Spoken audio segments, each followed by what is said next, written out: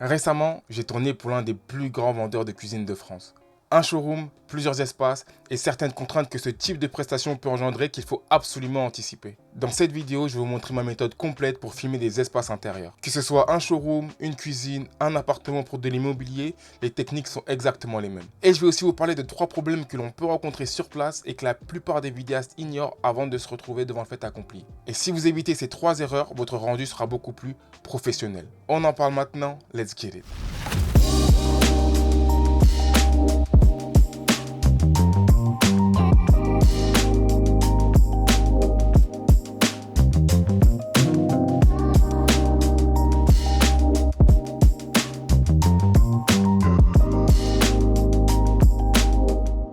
Que vous filmiez une cuisine, un appartement, une villa, un showroom, les contraintes sont exactement les mêmes. En règle générale, on a très peu de recul, on est sur des lumières artificielles qu'on ne maîtrise pas et on est souvent sur des espaces très serrés où chaque erreur peut se voir. Et c'est pour ça que ce que je vais dire ici s'applique directement à la vidéo immobilière. Déjà, il faut savoir que la vidéo immobilière, c'est l'un des marchés les plus accessibles pour un freelance. Les agences immobilières, les promoteurs, les architectes d'intérieur, ils cherchent tous du contenu vidéo de qualité. Et la bonne nouvelle, c'est que si vous savez filmer un espace intérieur correctement, vous savez filmer de l'immobilier. Pour vous le prouver, j'ai aussi filmé un appartement témoin lors de ce projet. Vous allez voir que les contraintes sont identiques et que les solutions que je vais vous donner s'appliquent dans les deux cas. Donc toutes les informations que je vais vous donner aujourd'hui, vous pouvez les utiliser demain sur n'importe quel type de bien immobilier à filmer. Mais avant de parler des problèmes, parlons de l'équipement et des réglages qui, selon moi, vont vous faciliter la vie sur ce genre de projet. Premièrement, le mouvement. Moi, j'utilise un stabilisateur. Alors, c'est pas obligatoire, mais c'est très fortement recommandé. L'ennemi du rendu propre immobilier, ce sont les micro-tremblements dans l'image.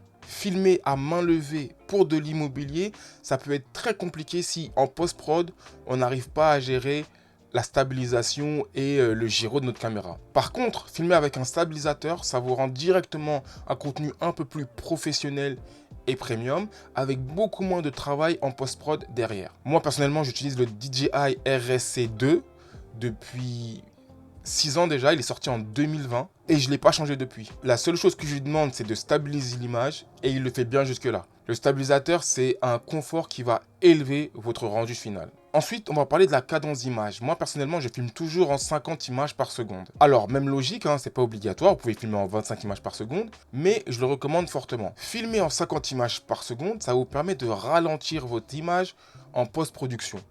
Et ralentir l'image, ça va vous donner un contenu plus fluide avec moins de micro-tremblements. Ça va vraiment faciliter le travail sans vraiment complexifier le tournage. Quand vous filmez avec votre stabilisateur, même si votre image est stabilisée justement, il peut y avoir des micro-tremblements en fonction de comment vous allez le tenir, les pas que vous allez faire, s'ils sont plus ou moins lourds. Et donc, ça peut créer des micro-tremblements dans l'image. Le 50 images par seconde va venir gommer tous ces micro-tremblements. Pourquoi? Parce qu'on va venir ralentir le plan vidéo. On va donc avoir une vidéo qui est plus fluide, moins saccadée et avec moins de micro-tremblements visibles. Le rendu va être donc beaucoup plus professionnel et cinématique, si on peut dire. Maintenant, si votre boîtier ne permet pas de filmer en 4K 50 images par seconde et que vous êtes limité aux 25 ou aux 30 images par seconde, pas de souci, ça marche également. La seule chose qu'il faudra faire, c'est être encore plus précautionneux quand vous allez filmer avec votre stabilisateur.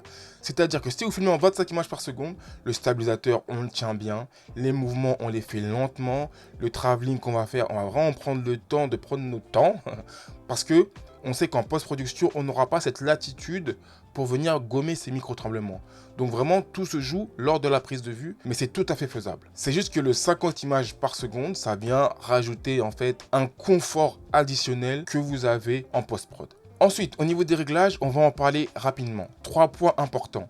1. Les ISO. Toujours rester à votre ISO le plus bas possible. Ça vous garantit une image propre et sans bruit numérique. Vous devez monter les ISO uniquement si vous n'avez pas le choix. Donc moi, je tourne au Sony A7S III, ce qui veut dire que j'ai un double ISO natif. Et ce jour-là, lors du tournage, j'étais à 12 800 ISO.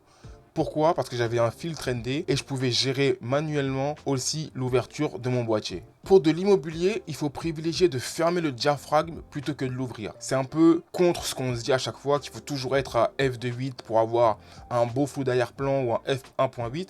Là, c'est pas du tout ce qu'on cherche.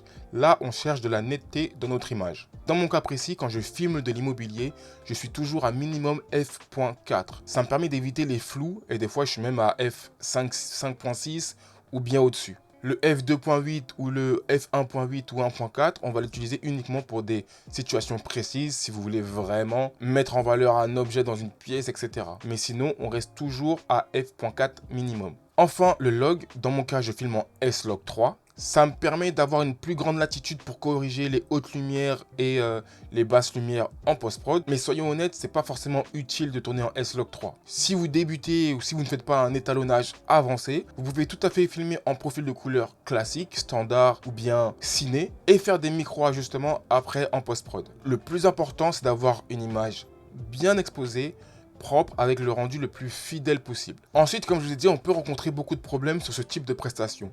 Et le premier problème pour moi, ça va être la lumière artificielle. Dans un showroom ou dans un appartement, dans une maison, chaque pièce a sa propre température de couleur à cause de la lumière artificielle. Et sur ce tournage en question, chaque cuisine a sa propre lumière, ses néons, ses réglages, à des intensités différentes et dans des configurations différentes. Donc, la lumière artificielle, si on ne la gère pas correctement, on peut très vite être amené à avoir des problèmes, soit trop sombre, soit trop éclairé, soit des ombres trop dures et un rendu qui ne met pas forcément en valeur le produit. Et donc, ce qu'il faut faire, c'est très simple. Avant de filmer chaque espace, il faut comprendre d'où vient la lumière et comment elle tombe sur le sujet. Comment je vais utiliser cette lumière artificielle à mon avantage. Et si vous avez votre propre lumière avec vous, c'est encore mieux. Parce que là, vous allez l'utiliser pour venir compléter en gros l'éclairage de la pièce. Pas pour la remplacer, mais pour la compléter, pour déboucher les zones d'ombre, etc. Moi, par exemple, sur ce tournage, j'avais pas de lumière additionnelle. Du coup, j'ai utilisé uniquement la lumière artificielle et un peu la lumière qui venait de dehors. Mais sinon, j'ai tout fait en analysant la lumière qui était présente sur le tournage. Maintenant, pour pallier à ce problème de lumière artificielle, on va parler de sa solution. Mais c'est aussi une solution qui peut devenir un problème pour les moins aguerris. Je parle évidemment de la gestion de la balance des blancs. Donc le principe de la vidéo immobilière, c'est de rendre le plus fidèlement possible le bien en question, visuellement parlant. Si vous filmez une cuisine de blanc cassé ou beige, elle doit ressortir à l'écran blanc cassé ou beige. Si vous laissez votre caméra en balance des blancs automatique, elle va constamment s'adapter en fonction de la lumière. Ça peut vous jouer des tours et vous pouvez avoir un rendu qui est complètement différent de la réalité. En fait, la balance automatique, elle va constamment s'adapter en fonction d'une pièce à l'autre et même des fois d'un angle à l'autre. Ça veut dire que vous êtes là, vous filmez le frigo, vous avez une balance des blancs et vous allez juste tourner la caméra et filmer le plan de travail. Vous allez avoir une balance des blancs automatique différente parce que la lumière tombe d'une différente façon sur la pièce. Et résultat, vos plans ne correspondent pas au montage. Vous allez avoir un angle qui est beaucoup plus chaud et un angle qui est beaucoup plus froid par exemple. Et ensuite, vous allez perdre du temps à essayer de corriger ça en post-prod pour essayer de faire matcher tous les plans les uns avec les autres. Donc pour moi, la solution, c'est la balance des blancs manuelle sur chaque espace. Et pour ça, vous pouvez utiliser une carte de balance des blancs. Donc c'est un accessoire assez simple et peu cher qui vous permet de régler votre balance des blancs avant de filmer chaque pièce. Vous la placez devant la caméra, vous faites votre mesure, vous faites une photo et ensuite la balance des blancs va être appliquée à votre boîtier. Et une fois que vous êtes dans l'espace, vous gardez cette balance des blancs manuelle pour filmer tout l'espace que vous souhaitez filmer. En vrai, utiliser cette carte, c'est beaucoup plus facile qu'il n'y paraît et ça va vous sauver des heures en post-prod. Moi, par exemple, je l'ai acheté à 5 € sur Amazon il y a peut-être 5-6 ans et elle ne quitte jamais mon sac. Et si vous n'avez pas de carte, c'est pas grave, vous pouvez faire votre réglage sur quelque chose de blanc dans l'espace. Par exemple, moi, je le fais souvent sur mes Vans ou bien sur mes Converse quand j'ai pas ma carte dans ma poche. Et ça fonctionne pareil. Enfin, le troisième problème, et celui que j'ai le plus ressenti sur ce tournage, c'était la focale. J'étais au 24-70 sur ce tournage. Pour ceux qui ne savent pas, pour moi, le 24-70, c'est l'objectif le plus polyvalent et celui qui va vous servir sur le plus de prestations possible. J'ai même fait une vidéo complète là-dessus où je t'explique ce que c'est que le 24-70 et pourquoi tu devrais en avoir un. Je mets la vidéo en description. En fait, sur ce type de prestation, on veut vraiment filmer tout ce qu'il y a devant notre caméra. Et le 24 mm, des fois, ça peut être légèrement serré. Imaginez, vous devez filmer un appartement de 20 mètres carrés. Vous devez filmer la cuisine. Avec un 24 mm, il se peut que vous n'ayez pas assez de recul pour filmer l'entièreté de la cuisine. Et c'est pour ça que pour ce type de contenu immobilier, je vais vous conseiller une focale vraiment ultra grand angle. Idéalement entre 16 et 20 mm. Aujourd'hui, j'ai le 16-35 mm de chez Sony. Mais je l'ai acheté après le tournage. Si je l'avais eu avant, c'est exactement cet objectif que j'aurais utilisé pour tous mes plans. En fait, le 16 mm, il va vous donner tout le recul nécessaire, même dans des espaces très serrés, très contraints. Là, par exemple, je suis au 16 mm. Et en 24 mm, ça donnerait ça. Vous voyez que c'est limite. Donc comme j'ai dit, sur ce tournage, j'ai tourné au 24 mm. Ça vous prouve quand même que c'est possible. Cependant, vous aurez moins de latitude et il faudra faire attention à ce que vous ayez le recul nécessaire pour filmer tout ce que vous souhaitez filmer. Là, j'étais dans un showroom assez grand, donc j'avais pas vraiment de limite d'espace et de recul. Mais dans un appartement ou dans une maison, dans une petite pièce, là, vous n'avez pas le choix, il vous faut un ultra grand angle. Maintenant qu'on a réglé les problèmes techniques, parlons de l'approche créative. Ce qui différencie une bonne vidéo immobilière d'une captation basique, c'est l'approche que vous allez avoir avec chaque espace. Avant de lever la caméra, il faut marcher dans l'espace, identifier les angles qui peuvent être plus forts que d'autres, voir les détails qui peuvent raconter des histoires ou certains mouvements qui vont donner du rythme à la vidéo. Si vous faites que des plans fixes, ça peut très vite devenir ennuyant par exemple. Il faut savoir que chaque cuisine, chaque pièce a sa propre identité et c'est ça qu'il faut mettre en avant. Il faut adapter son rythme et ses mouvements de caméra en fonction de l'ambiance de la cuisine à proprement parler. Une cuisine industrielle monochrome, ça se filme pas de la même façon qu'une cuisine scandinave avec beaucoup de fonctionnalités par exemple. Ensuite, il faut savoir que les détails font la différence. Les poignées, les matières, le plan de travail. Ça va être des plans serrés qui vont venir casser un peu le montage et donner un peu plus de valeur au produit. Et en immobilier, c'est pareil. Les détails architecturaux, les finitions, les textures, tout ça, c'est des choses qu'on va mettre en avant. Et au niveau des mouvements, on va essayer de varier. Comme je l'ai dit, pas seulement du contenu fixe. On peut faire des travelling lents, des travelling un peu plus élaborés, un peu plus rapides, du mouvement de caméra, etc. C'est vraiment la variation des mouvements qui va rendre la vidéo dynamique, sans forcément qu'elle soit agitée avec du slow motion, des zooms, des zoom in, zoom out.